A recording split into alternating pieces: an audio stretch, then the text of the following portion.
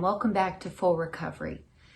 This week, we will celebrate our nation's independence, and I hope that you have some activities planned outside, or maybe you will be able to enjoy some fireworks somewhere in our part of the country. They're not going to be happening, and so we're trying to make other plans to still celebrate in some way. My husband has reminded me that in our nation's history, John Adams thought that July 2nd would be the day that we would celebrate our independence. July 2nd was the day our Continental Congress voted to pursue our independence from England, but on July 4th was the day that it was ratified, and they actually adopted the Declaration of Independence, and so that is the day that we now celebrate our nation's independence. Yesterday was our daughter-in-law Rebecca's birthday, and so our son had asked several weeks ago if we would want to go to Plymouth, Massachusetts to celebrate with her. She had never been there before, and it had been several years since we had had the opportunity to visit Plymouth. And it's a beautiful town, but obviously rich in history, and how appropriate that we would be able to go and see many of the sites surrounding the Pilgrims and the founding of this country. And so we saw several of the sites. The Mayflower 2 was not in the harbor. It's being repaired at Mystic Seaport here in Connecticut. So we did not get to tour that, but we had on previous occasions toured that ship, and it is a replica of the ship that brought the Pilgrims here. But several other sites we were able to see as normal. The Monument to the Forefathers, which is just a beautiful, amazingly huge monument there, right in a residential area of Plymouth, and it's just so majestic. And part of this video will explain about that. I know many people don't even know that that exists, and later in this video my husband will recommend a documentary to you to watch about that, and so I will let him explain that part of it. But it was a wonderful day. One of the things that we saw that we had never actually visited before was at the top of a hill overlooking the harbor there is a monument dedicated to all the people who lost their lives in that first winter there in Plymouth.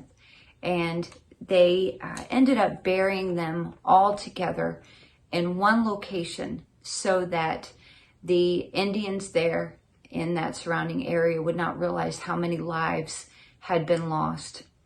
And so they buried all of these people together, and now there's a huge monument standing on top of that burial ground.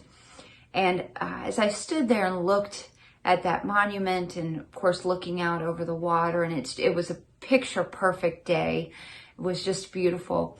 But I thought about those people that made the journey here to a foreign land, just trying to have and pursue religious freedom, and what they gave up, what they sacrificed to get here, and what they sacrificed once they were here. And their names are there etched in that monument. I want to read some of those names for you. We actually don't know some of their names, but as you'll see when I read the list, I won't read the entire list, just a portion of the list. I want to read to you because this channel is geared at women. I want to draw attention to the women who gave their lives there in Plymouth and established that colony through great sacrifice so that we could have the freedom in America that we have today. Freedom is under attack in our nation. And everyone wants to tout the First Amendment, that we have the right to say anything until you want to say something that they don't agree with. And then all of a sudden it's okay for those rights to be stripped away. We do have the freedom to worship here. And still, it seems in the last few months, even that has been under attack. But these women that traveled on the Mayflower sacrificed to give a better life to their children. And I want us to know who they are. No, there's not a lot of information out there about them, but somewhere, somebody needs to keep their memory alive. what they sacrificed to bring us a freedom that we have here in this country, and we need to appreciate that and investigate it even more. Before I read this list, I do want to point out that the captain of the Mayflower was a man named Christopher Jones Jr. And of course, he was paid to bring those pilgrims here and Puritans here to this new world. But he didn't leave them right away. He was so concerned about them and convinced that he could talk them out of what they were doing, that he stayed in the harbor through the winter so that he could try and convince them to go back with him to England, to Europe, and to just resume their lives there. But not one of these people went back with him. They were consumed with freedom and religious freedom and having a better life here for their children. These women were actually part of a congregation, a church congregation, and their pastor, for some reason, did not come with them on this trip. He stayed behind in Holland, did not make the journey with them, but it was a congregation of people, a church, a group of people that came here seeking religious freedom. There's a lot of discrepancy about, were they right? Were they wrong? You cannot deny the sovereignty of God in what these people did. They prayed their way here and God guided them. I have mentioned this in one other video on this channel, but my own ancestry is Cherokee. I am both parents, both my mom and dad, trace their roots to the Cherokee tribe. And I can say, though I am not 100% Cherokee, I am Cherokee to a large percentage of my DNA, but I can say that I am very glad the Pilgrims came here and allowed God to guide them in the way that they did. I would not be here today having the freedom that I have, that my family enjoys. And I'm very grateful that they allowed the Spirit of God to guide them to this new world to pursue religious freedom. I want to read you the names now, not every name on that monument, but those that included a woman's name or a wife reference. And I want us to think about that for a minute, the sacrifice that they made in not leaving on that ship and heading back to Europe, but they stayed put, they sacrificed because they believed so much in the cause of religious freedom. These names and people are as follows. Mary, first wife of Isaac Alterton. John Carver and Catherine, his wife. James Chilton's wife. Sarah, first wife of Francis Eaton. Edward Fuller and his wife. Christopher Martin and his wife. Elizabeth, first wife of Edward Winslow.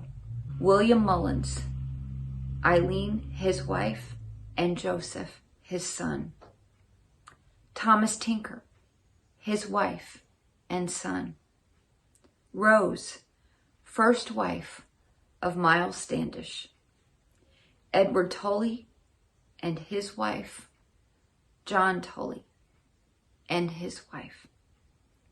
Each of these women made the ultimate sacrifice so that we could have the religious freedom, the American freedom that we have today. And let me say, I know America has her faults, but she is still the greatest nation on this planet. That's why so many people try so hard to get here, because of what America represents. America is still great. We have our faults, we have our issues, but we can overcome this if we will humble ourselves and we will pray and we will seek God's face. I hope you enjoy seeing some of the pictures of the sites there in Plymouth. I hope you have a chance at some point in your life to tour Plymouth. There's also a part of Plymouth called Plymouth Plantation, which is an area where a small community where you can sort of go back in time, and there are people dressed in period costumes there, and you can see what life was like. We did not do that on this trip, but we've taken that tour before. But just to be in Plymouth and looking out over that water, seeing Plymouth Rock, I hope you enjoy seeing these pictures. I hope you enjoy my husband. I had asked him to give some commentary at some of the sites where we were. And so I hope that you'll enjoy those. And I hope it will provoke you and inspire you to pursue more information. We need to teach the next generation about these historical sites, the people from history that we don't know anything about. We have stopped educating our children in history in this country. And that is why we are where we are today.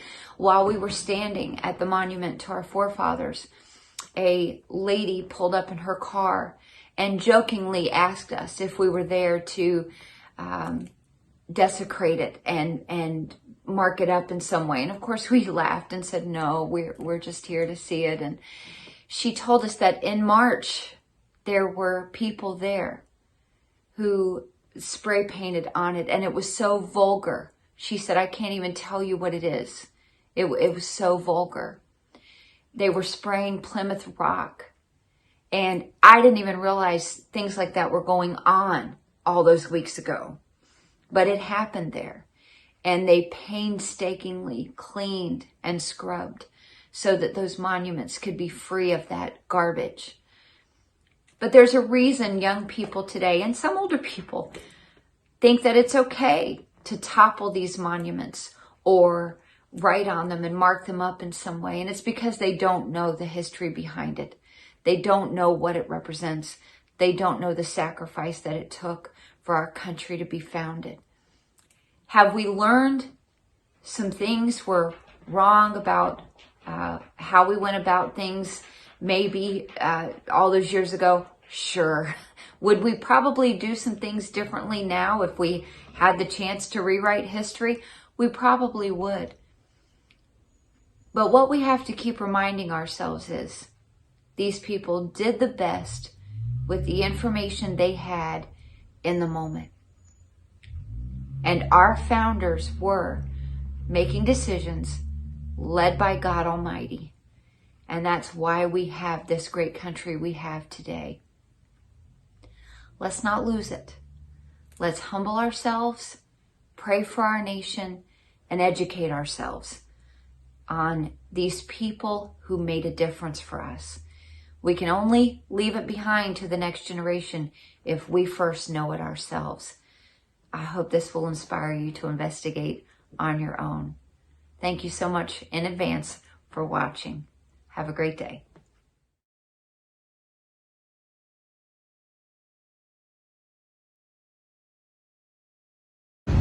So this is Plymouth Rock, and to my left, and of course it represents where the pilgrims stepped ashore, and whether or not they actually stepped on that rock is not important.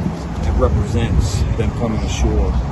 And there are some, actually there was an old man in the early 1700s, he was in his 90s, that claimed that I forget if it was his father or his grandfather, but claimed that his father or grandfather did come over on the Mayflower, and that he always told them this is the rock. But whether or not it is doesn't matter.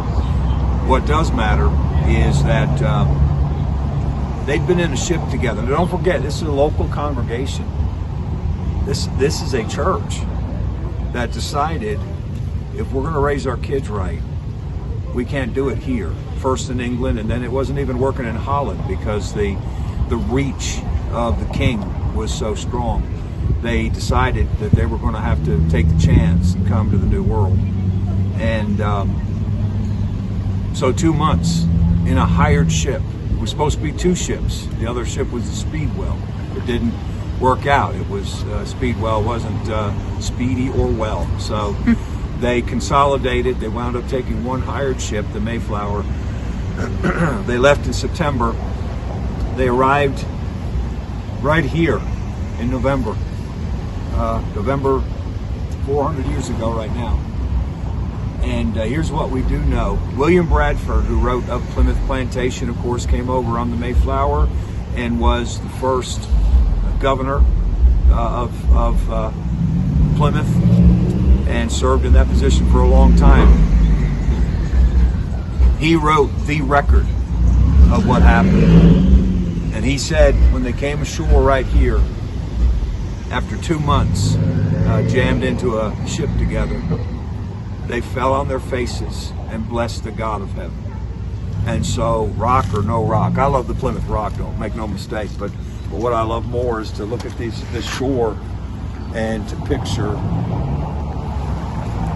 our forefathers coming ashore from a ship where they'd been for 2 months and falling on their faces and praising God for his protection and his blessing on that very difficult journey.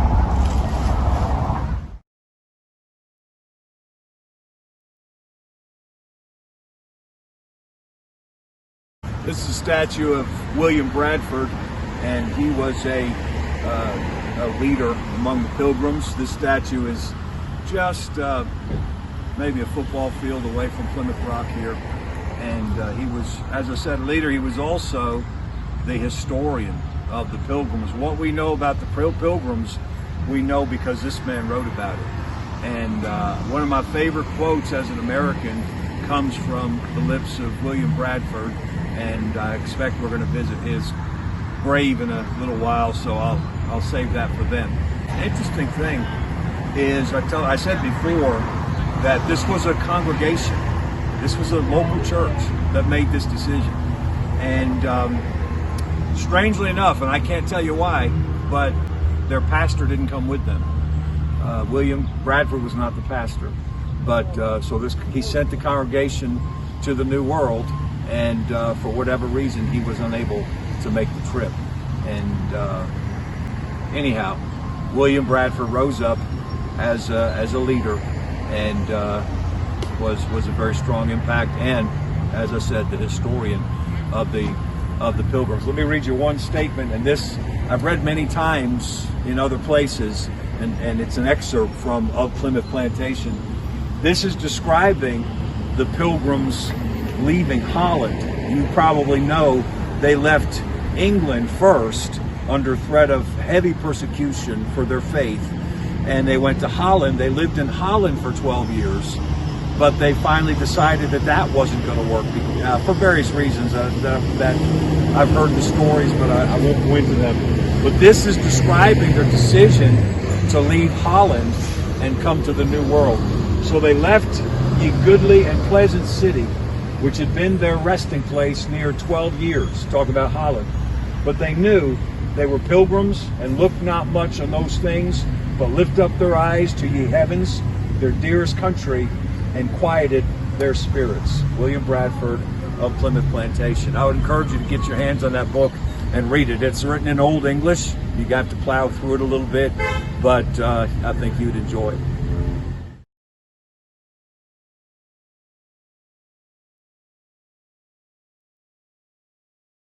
I'm standing in front of the John Alden gift shop. John Alden, of course, was one of the passengers on the Mayflower. And I don't know an awful lot about him, but two things I do know. Number one, I've had people ask me, you probably have too, what Bible did the Pilgrims bring over on the Mayflower? And they'll tell you that it was, I believe, the Geneva Bible, which is fine. But they're trying to get you to say the King James so they can tell you you're wrong. The fact is, John Alden brought a King James Bible with him to the New World. It's on display in the Pilgrim Museum right here in Plymouth. The other thing I know about John Alden is he was a godly man, and he had several descendants who were Baptist pastors in New England and very important parts of Baptist history here in New England. So that's about what I know about John Alden.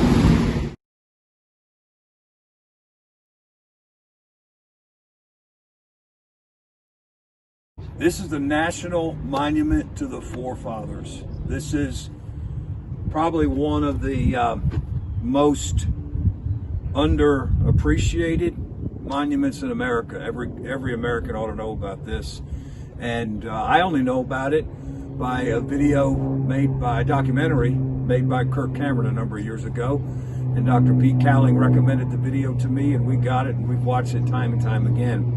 But it climaxes at this monument. This monument is massive, and it has so many details, and every detail of it means something. I'm not even going to begin to try, because first of all, I don't know all of the details. You would do well to get your hands on that video. It's called Monumental, and unless you're an absolute hater of history, it will keep you riveted. But I do want to read the plaque here. It says, "The National Monument to the Forefathers was added to the National Register of Historic Places by the National Park Service, the Department of the Interior, in September 1974. The monument, designed by Hammett Billings of Boston, was erected by the Pilgrim Society in 1889.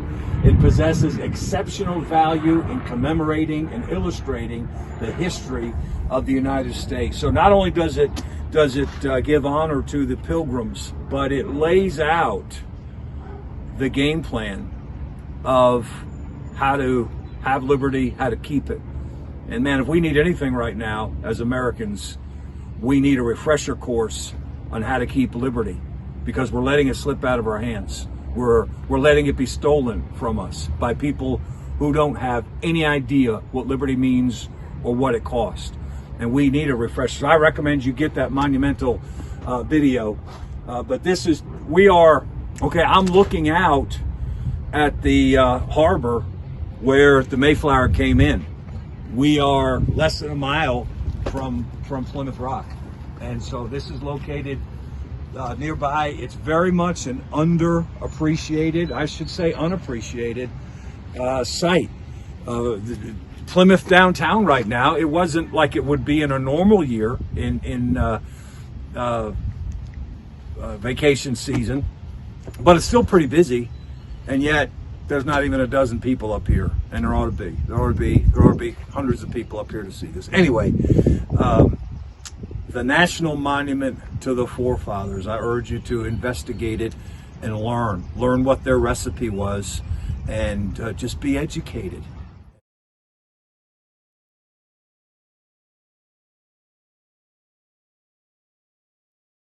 This is the burial place of William Bradford. And William Bradford is a personal favorite of mine. One reason is because of the words that are written on the monument. Let me read first what it says in English. "Under this stone rest the ashes of William Bradford, a zealous Puritan and sincere Christian, governor of Plymouth Colony from April 1621 to 1657, the year he died, age 69, except 5 years, which he declined." But what I love about William Bradford is this quote. It's written here in Latin, but let me give it to you in English. In English it says, "What our fathers with so much difficulty attained, do not basely relinquish." It's almost as if he stood in the 1600s and saw what would develop.